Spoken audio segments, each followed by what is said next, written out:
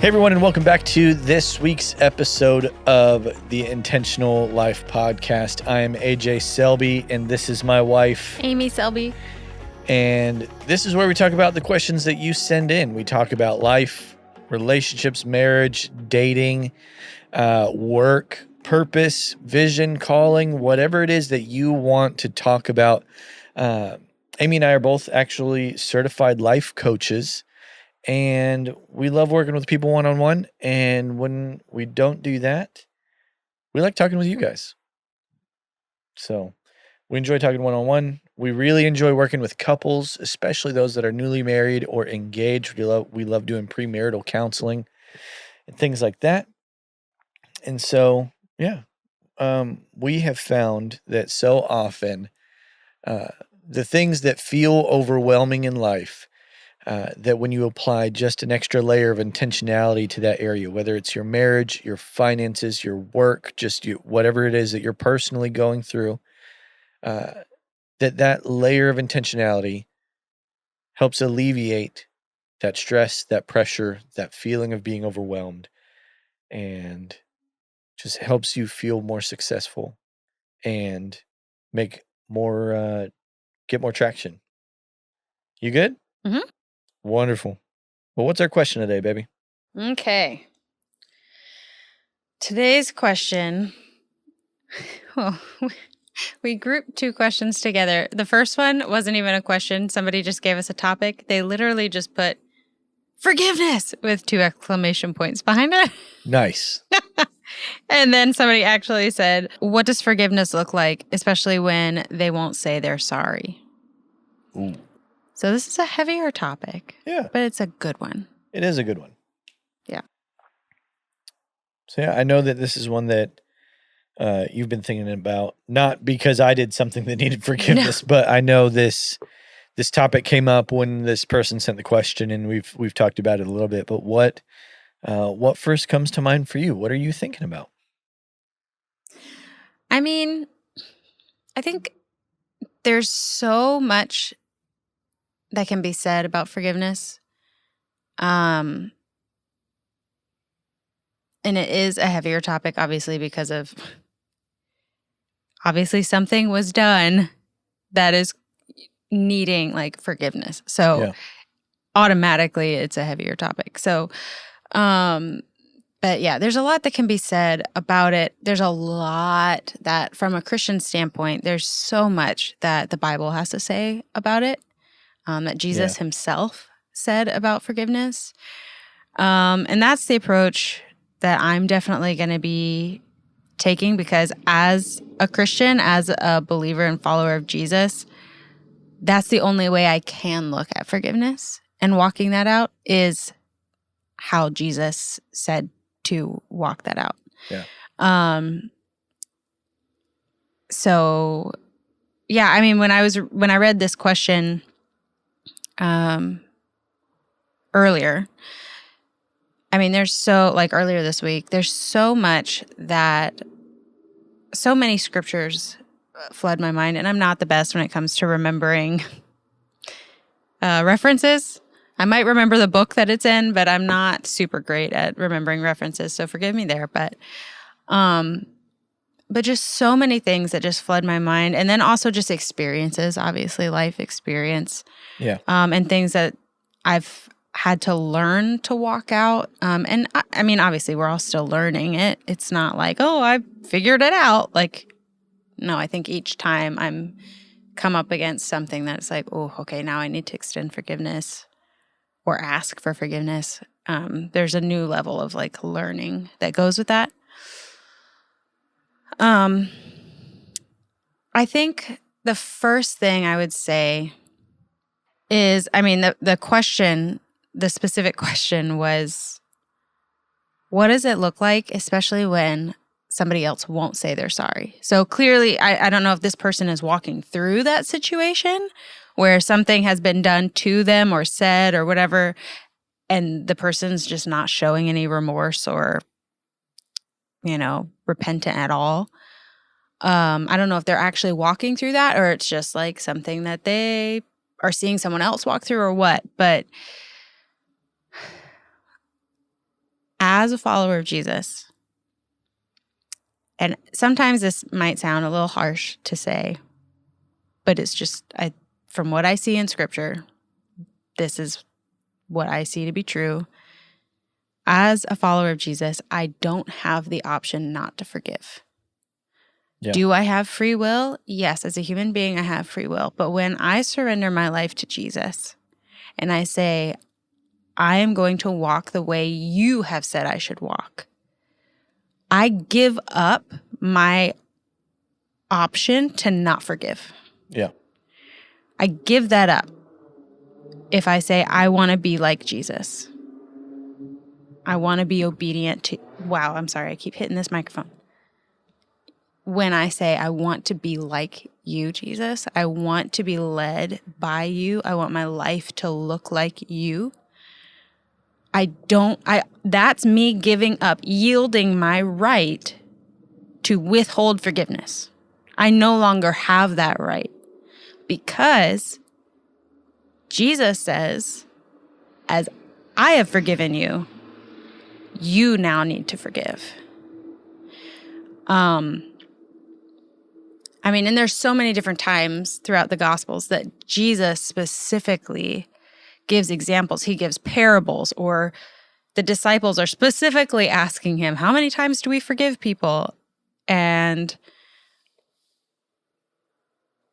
Jesus gives examples over and over and over of, if the Father's forgiven you, yeah, you can't not forgive. Right. And that's really hard to swallow, especially when we have been wronged, like genuinely. Because there's so many things in our life where we take offense to things that are just stupid, and somebody doesn't even know. I feel like the majority of things that we're offended by are things people don't even know they offended us. There are times, obviously, yes, people know they offended us, or they know that they hurt us, or they did something intentionally, or there's really difficult circumstances, ones I can't even fathom walking through. And it's a hard pill to swallow, to say, sorry, you don't have, if you're not a believer in Jesus, I guess technically you haven't given up that right to say, no, I'm not going to forgive you. But as a believer, I have to humble myself and say, I'm going to choose to forgive. And also, forgiveness is not a feeling. It's a choice. Yeah. It is a conscious choice to forgive, to let, like somebody put it, there's so many different analogies of what forgiveness is like. I remember somebody said an analogy one time, I can't remember where, if it was in a book or somebody said it. It's like letting go of the other person's throat. It's like you've got them by the throat, and simultaneously you have yourself by the throat, and it's letting go of both. And I think a mentor of an old boss of ours, a mentor of ours also talks about it as like dropping the ammunition, truly forgiving somebody. It's not forgetting things that have happened, right? But it's dropping the ammunition of, I can shoot this back in your face at any time. Like, let that go. Because our God doesn't do that to us. Yeah. He doesn't. And forgiveness has nothing to do with, true, genuine, godly forgiveness has nothing to do with, you wronged me, are you repentant or not? Are you showing any remorse? Have you said you're sorry? Have you apologized? That should have no grasp on my choice to forgive you. Yeah. Absolutely not. Because Jesus didn't do that to us. And so I'm actually being disobedient if I withhold forgiveness from someone. Yeah. Because they didn't say they're sorry. And I'm not saying it's easy by any means. By no stretch of the imagination is forgiveness, especially for something that's really difficult. I'm not trying to brush it off and say, well, you have to forgive, so it's easy. Absolutely not. But we do also, if we are walking with Jesus, we've yielded our life to him, we have the Holy Spirit living inside of us who enables us with the power of God to walk out this Christian life. He enables us to do things we cannot do in our own natural strength, like forgive someone who has genuinely wronged us, betrayed us, hurt us, physically, emotionally, spiritually, in whatever way they have hurt us or wronged us. He is the one who enables us. I don't think we can genuinely forgive like that apart from him. Yeah. Because if we don't understand how much we've been forgiven, we'll never genuinely know how to forgive. I don't believe. And there have been times in my life where the most painful things, the Holy Spirit, it's like he taps me on the shoulder and he goes, forgive right now. Choose to forgive in this moment. Yeah. Even while this is happening, choose to forgive. Because if you don't, you'll become bitter. You'll become hard-hearted. And also, like, God's not wagging his finger at us going, how dare you not forgive? It's his kindness and his love for us that's like, forgive them. Forgive them. And also, we don't truly heal until we forgive. And I'm not saying it's not a process at times. I'm not saying it's like one and done. No, that's usually not the case. There's so often where it's a daily choice where... Sometimes literally minute by minute. Yeah. Sorry, I was going to let you finish. No, I was just saying where it's a daily choice. Yeah. That you wake up every day and you're like, I thought I dealt with this yesterday. Guess I got to do it again.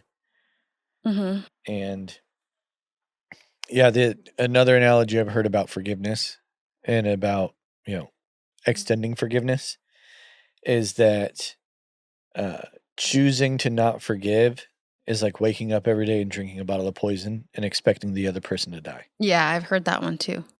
Where it's like you are continuing to damage and infect and cause issue in your own life by choosing to not forgive. Mm. And it blew my mind. There was someone I was talking to not long ago that they were talking about something where they felt that they had been wronged. And I'm sure there are aspects of their situation where they have been wronged and that things weren't handled well. Yeah. And they said, I still haven't forgiven so-and-so. And I just kind of looked at them and I didn't really say anything. They're like, I know that I need to, but I'm not there yet. Mm. And I'm not ready yet. And it kind of baffled me because I wanted to look at this person and say, why are you it's a choice for you to make. And you want to hold on to that bitterness because you feel like it's owed to you because you feel like you were wronged. And yet you are causing issue within your own life because the words just came out of your mouth. I'm not ready yet. Yeah. And I don't understand that sometimes. Mm. Well, I mean, this is just my own personal opinion. I don't know if this is actually true or not. In my own life, I don't know if I leave it up to myself to wait till I'm ready to forgive, I'm probably never going to be ready. I'm probably just going to keep festering and it'll actually end up worse. I don't know that whenever I let stuff drag out, I'm not ever really, it makes it harder to forgive than if I just did it. Yeah. The first time. I had a leader at one point. He was kind of like a second dad, another dad to me, but I remember him saying one time, there's just a group of us talking, and somehow forgiveness came up. He was one of the first people that I remember ever hearing say, forgiveness is sometimes it's a minute by minute thing. And he was like, look, sometimes it's literally every 30 seconds you have to say, I choose to forgive now. Forgiveness is a choice. And I'm choosing right now to forgive. And he was like, and so often, either our own thoughts and or the enemy will come creep in and say, you didn't really forgive that person. You didn't really let that go. You're not really over it. And he was like, well, whenever that comes up, it's like, okay. Well, whether I did or didn't back there, I choose to now. Right. Instead of letting those thoughts spiral us into, oh, did I really not forgive that person? Am I still really upset and angry about that? Okay, well, whether I forgave you yesterday or not, I'm choosing to forgive you today. I'm choosing to forgive this person today, right now, and in 30 seconds from now, and in 30 seconds from then, and in 5 years from now, I'm going to choose to continue to forgive, which I think is part of what Jesus was talking about when, was it Peter asked him, hey, how many times do I have to forgive, my brother or this person if they're, they keep sinning against me? And Jesus is like, not 7 times, 70 times. And he's not saying count to 70, and then once you forgive them 70 times, you don't have to anymore. No, his point is keep forgiving. Keep it going. Yeah. Keep it going. There is no end to how many times you have to forgive somebody, and then you're validated to not have to forgive anymore. Jesus doesn't put a cap on how many times he forgives us. And he requires us to not put a cap on it either. And it does get easier over time. Like, I'm talking about for a specific situation, like in general, whatever that situation, that circumstance was. Yeah, you're probably going to have to forgive literally every time you think about it. Every time you feel a tinge of pain, I choose to forgive. I'm choosing to forgive. Jesus, I let this go. I give it to you. And eventually, for that circumstance, it'll be every day. It'll go from every minute to once a day to every couple of days you think about it and you're like, I choose to forgive, to once a year to eventually you don't think about it anymore. It's not affecting you.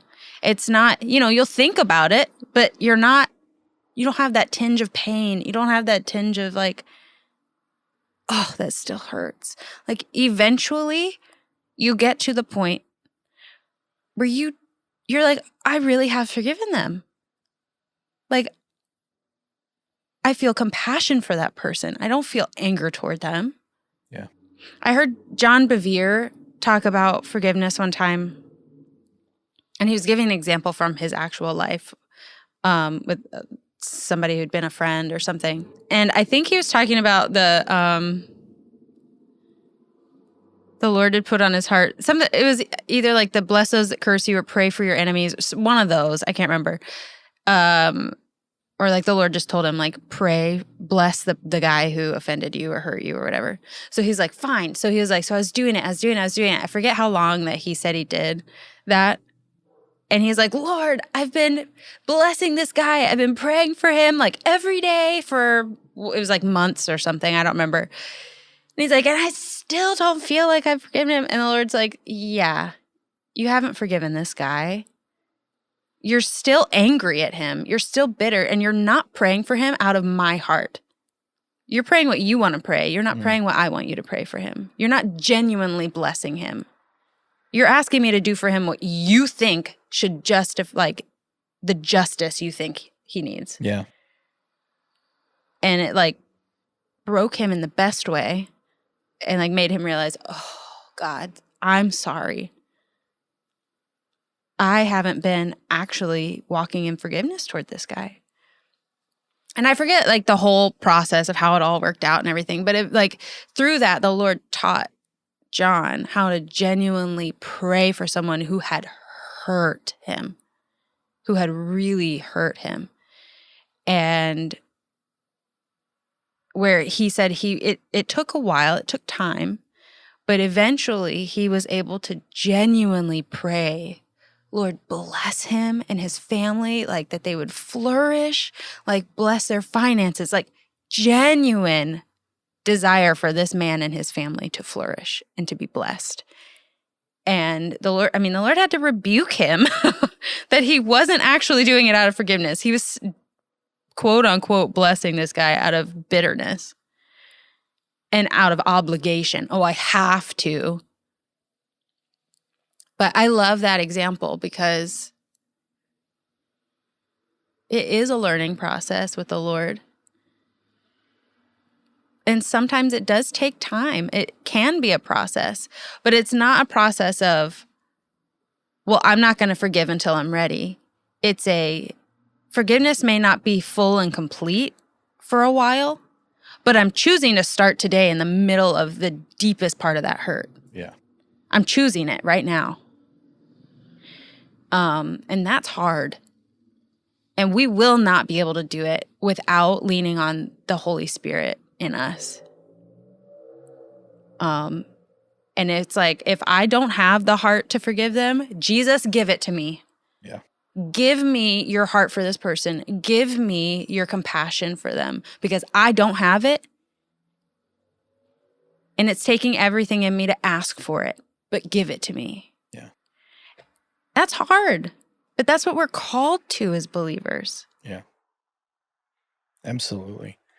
And one thing we've kind of talked about it a little bit, but I want to touch on that is key in their question is that forgive someone that hasn't said sorry. Right. And we've talked about it, but I want to make it explicitly clear that forgiveness is not about the other person. Well, it's not contingent on the other person. Correct. Well, yeah, I mean, I get what you're saying. Yeah. Forgiveness is not about the other person in the fact that they have no bearing on your choice to forgive. Yeah. It is 100% solely on you as an individual and as a follower of Jesus to make the choice to forgive. Regardless of what they have done, regardless of whether they have shown any remorse or if they've said they're sorry. Mm-hmm. It is 100% on you. Yeah. There are people in my life that have no idea that they wronged me in such a hurtful way. And because I had to walk through forgiveness with myself and the Lord for that person. They are oblivious to the fact that they hurt me or they hurt my wife. And there are things that we've walked through where we have had painful conversations where we have said, we choose to forgive this person. They may never know the depths of the pain that they have caused us, but we choose to forgive this person because that is what we are called to do. Gosh, yeah. There's so many little things I want to touch on. It's like, it's such a big subject. There are a few little things I don't have to dive deep into, but I do want to point out. I want to bounce off what you were saying for a second first. Where it's like the people that don't even know that they did anything. First of all, you may have heard somebody say this to you before, but if you haven't, I'm going to say it.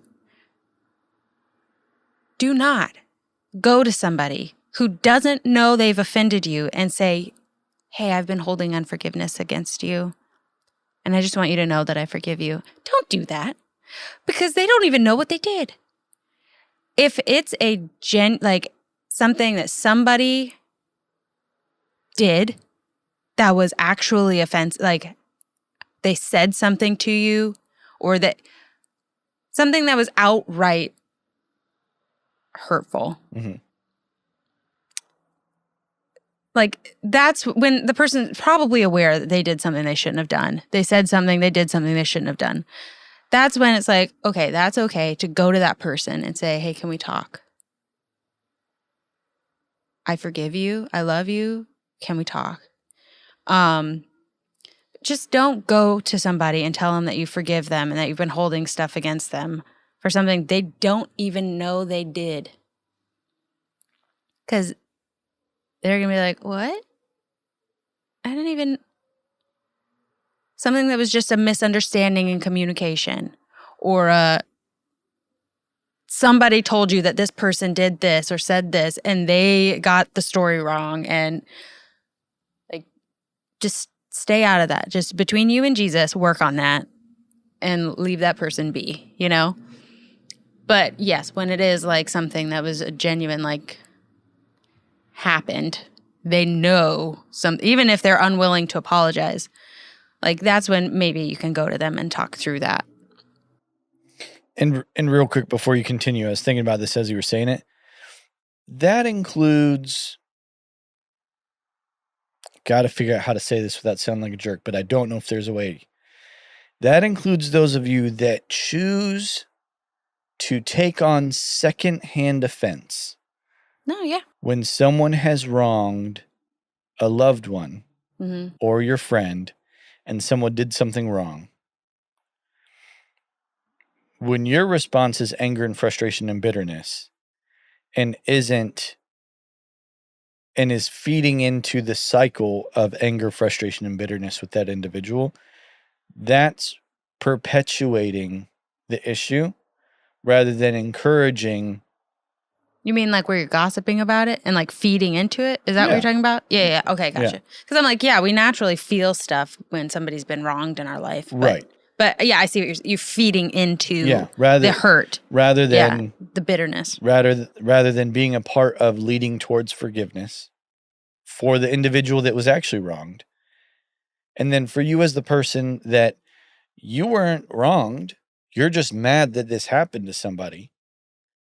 But yet you just continue to hold on to that anger rather than, like, if you find yourself in that position, that's when you need to forgive too. Yeah. Don't go around trash talking that person. Don't do it. Yeah. Anyways. Yeah. So that was one thing I wanted to bounce off of what you were saying. And then another thing, I just want to make sure that it has been said. Forgiveness is not equal to being a doormat. Okay? Not the same thing.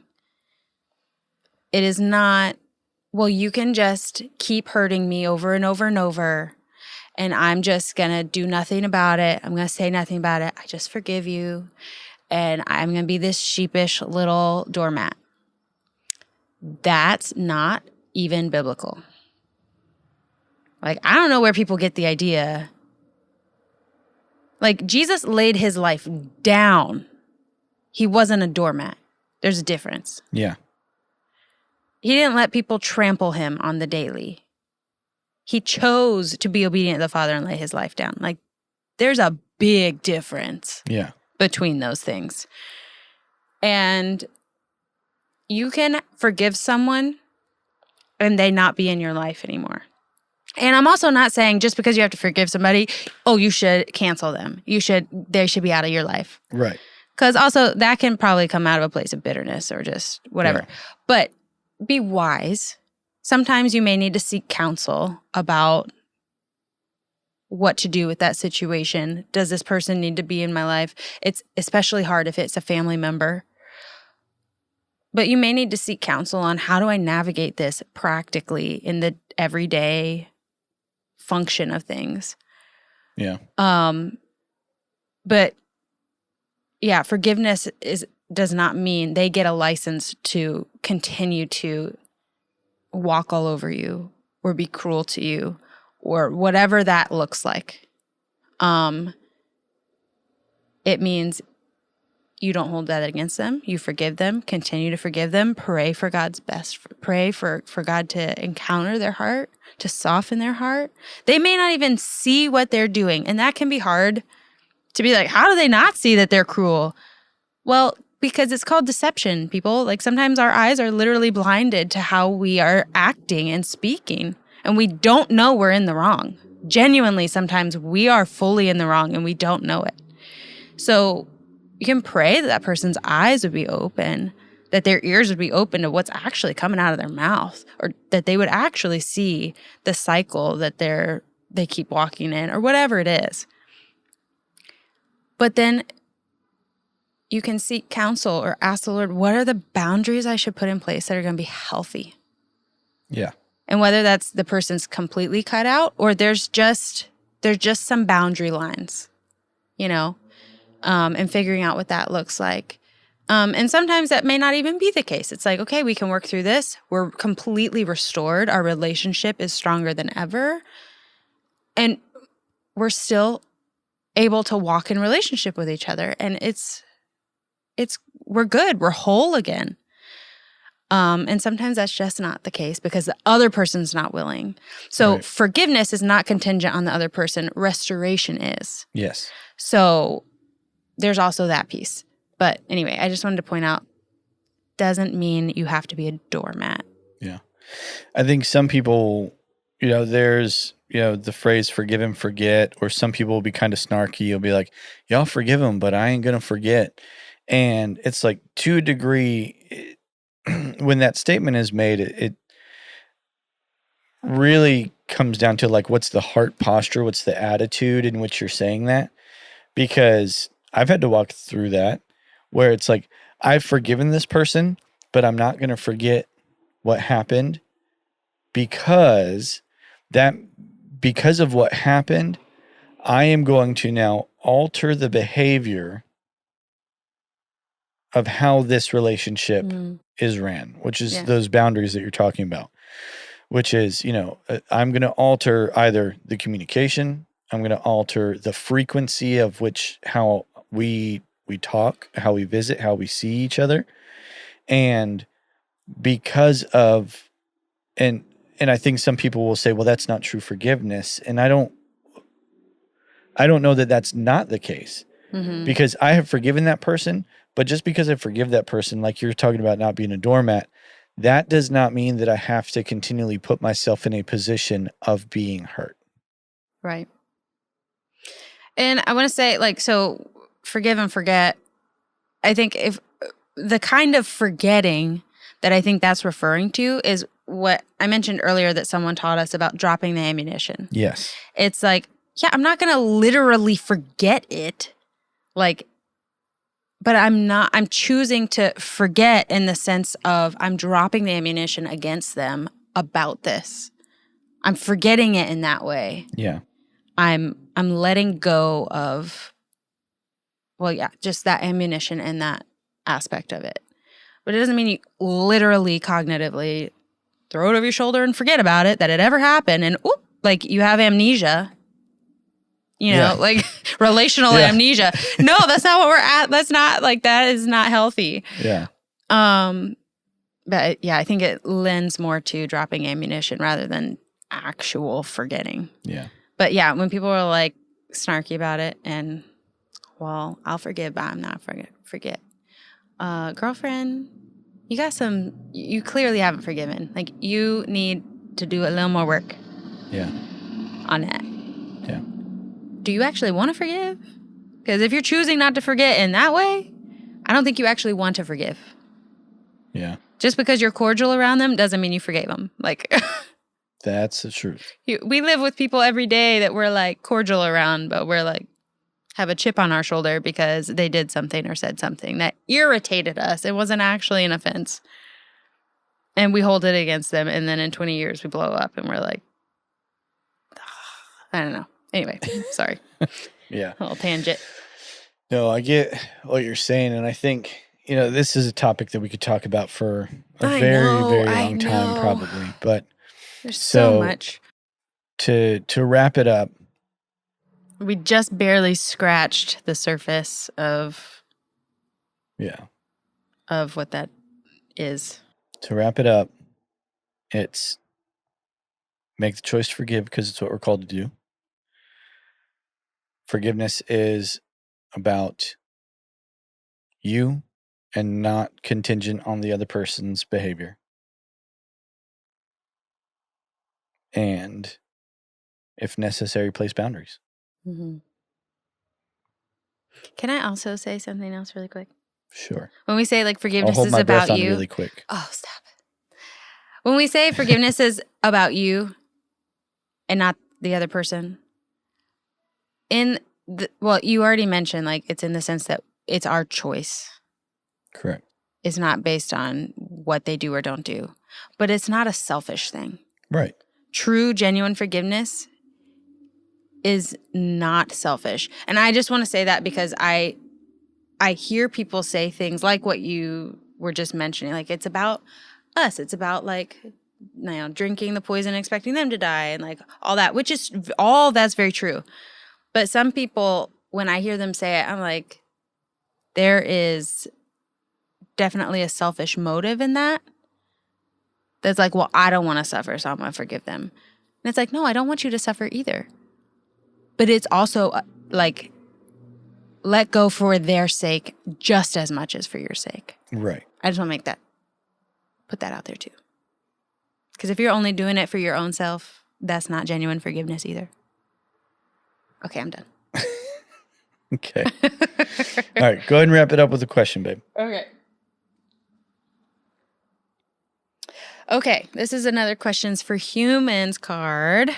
What household chore do you hate the most? Oh, man. I was actually just thinking about this yesterday. Ironically enough. Household chore that you hate the most. Hate is a strong word, but I think probably the household chore that I hate the most is vacuuming. Really? I think so. It's just so tedious. Okay. I don't know. Well, I got you. And like sometimes it's like I'm vacuuming and I can't even tell if the floor is actually dirty where I'm vacuuming. So it's like I feel like it's useless. Like I know that it's not. You can't see a tangible difference. Right. Sometimes. Where it's like if I'm doing the dishes, I have dirty dishes and I have clean dishes. Or if I'm cleaning the toilet, and the I have a canister dirty of dust toilet. doesn't help you No. when you're see, that's very satisfying to me. Yeah, that I doesn't like make a change seeing for all me. the lines in the carpet. I'm a nerd. To me, I'm vacuuming carpet and I'm like, there's carpet, vroom, vroom, there's carpet again. There's no change. And so I don't, it doesn't do it for me. I have clean dishes and then I have dirty dishes. I could have a dirty toilet and then I have a clean toilet. Yeah. And then, or there's trash and then there's no trash. Like, there's a difference. I gotcha. I know what mine is. Go for it. Cleaning the tub/shower. I hate it. It's bigger than me. I don't have arm span big enough to get to the other side. So I'm like cutting off circulation right in here to like get over there. I'm too small for this, okay? And you got trying to scrub and you're all the way over here. So you stick a sponge on the Swiffer and you just go at it. But then I don't feel like it gets cleaned deeply enough. Like, I like things to be clean. Like, if I'm going to clean it, it's got to be clean. Like, I don't need, like, run a Clorox wipe over it. No, the tub needs more care than that. It gets grime on it, right? And I hate it. I'm too small for that.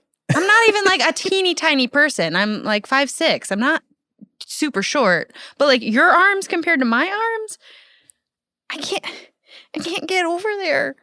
And then trying to get all the way up on the shower, it's a lot. And it's a lot of real estate.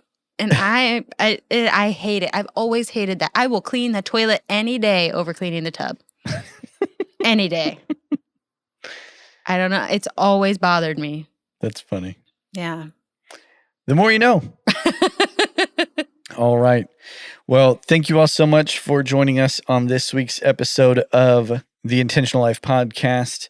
Be sure to send in your questions at the Google form. Follow us on social media in all of the links below, all the places. And thank you so much. I'm AJ Selby. I'm Amy Selby. And this is the Intentional Life Podcast.